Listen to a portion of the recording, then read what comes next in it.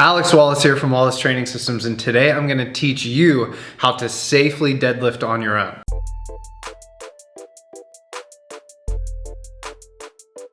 So first and foremost, if you have no idea how to deadlift, then you should probably go back and watch our video called The Step-by-Step Guide to the Conventional Deadlift. I'll try to link it above. Again, if you don't know how to deadlift, this is not the video to try to learn. In reality, the deadlift is something you should probably learn from somebody.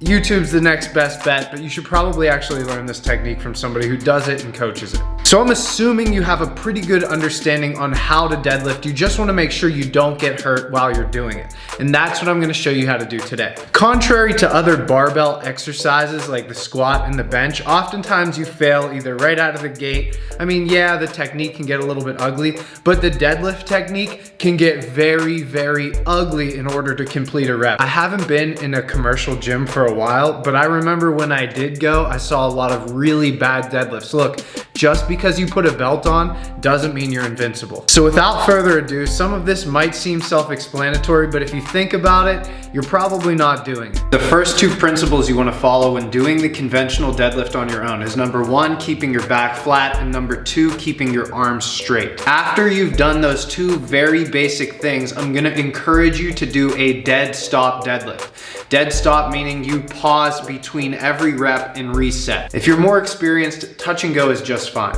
But if you're on your own and you're concerned about hurting yourself, I'm gonna recommend that you do a dead stop deadlift between each and every rep. We also do a video on that and I'll link that above. So now that you have the basics, arms straight, back flat, dead stop deadlift, let's talk about how you would probably get hurt even while maintaining all of those things. So what I'll see is somebody will start a set and they feel like they need to finish each and every rep on that set. Again, the deadlift is a little bit different than most barbell exercises in my opinion, because you can do a lot of different stuff with your body in order to complete the rep. So let's say I start to feel something in my back on rep 3. I'm just starting to feel it.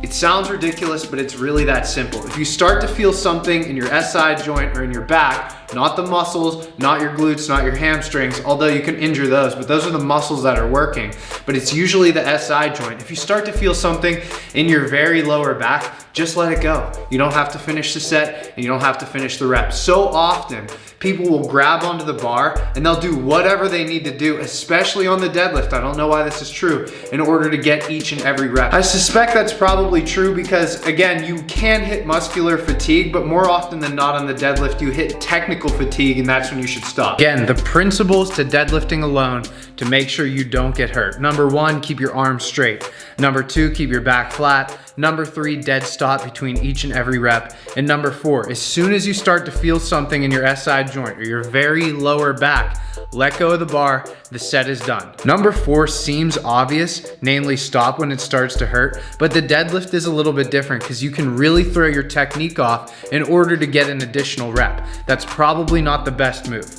And more often than not, somebody turns just a very minor strain into something way worse that takes a week, 2 weeks, 3 weeks to recover from because they refuse to end the set, when in reality, they could have just stopped there and maybe 2 or 3 days later, they could deadlift again. So they tried to take 2 steps forward when in reality, they took a step backwards. Nobody's gonna tell you not to push yourself hard in the gym.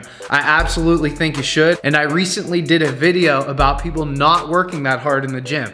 But when it comes to hurting yourself, it's best to err on the side of caution. Make sure your technique is good. As soon as you start to feel something that feels wrong, not fatigue, but wrong or painful, the set's over. Rack it up, drop the bar, and that's it. Again, guys, I'm Alex Wallace from Wallace Training Systems. If you like the video, don't forget to like the video. If you're interested in following our content, make sure you subscribe, and thanks for watching.